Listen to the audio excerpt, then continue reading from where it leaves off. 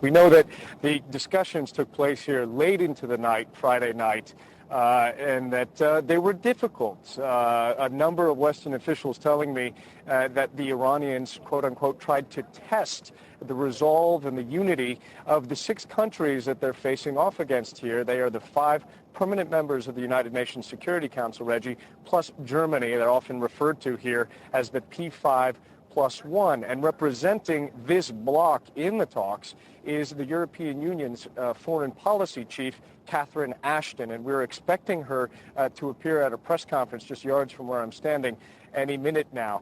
Now, the issue in question here is Iran's controversial nuclear program. And, of course, serious concerns coming from the United Nations Security Council, which just last year imposed a 4th round of sanctions on Iran, that Iran is not being transparent enough with its nuclear program, that they're not convinced that Iran is, in fact, pursuing a peaceful civilian energy-oriented nuclear program, concerns that Iran is pursuing a weapons program, something that Iran has repeatedly denied. And big questions as to whether they were even able to start the conversations off. One Western official saying that Iran tried to impose preconditions going into the conversations, Reggie, saying that Iran wanted the sanctions lifted and that Iran wanted full acceptance of a full nuclear fuel cycle, and that the 6 countries summarily rejected those preconditions. So, Ivan, here's my question as I'm watching all this and reading about it. What's in it for Iran? Why are they deciding to go ahead and sit down and talk about this at this point at all?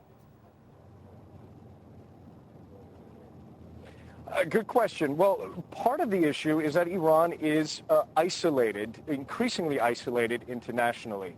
And it's very important to note that among the 6 countries here that are participating in these talks, you have Russia and China, who have been traditionally closer to Iran's line, that are now siding with governments like the U.S. and Germany and France and Britain, saying Iran really has to step up and take some measures and build some confidence-building measures. So that is of concern to Iran.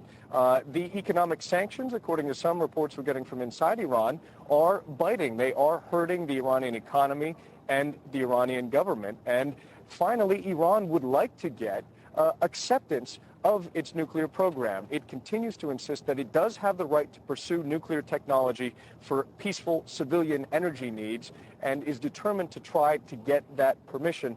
That is another step in this process.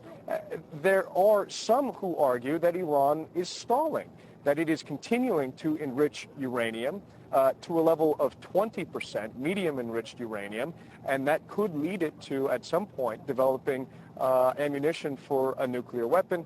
Again, charges that Iran rejects.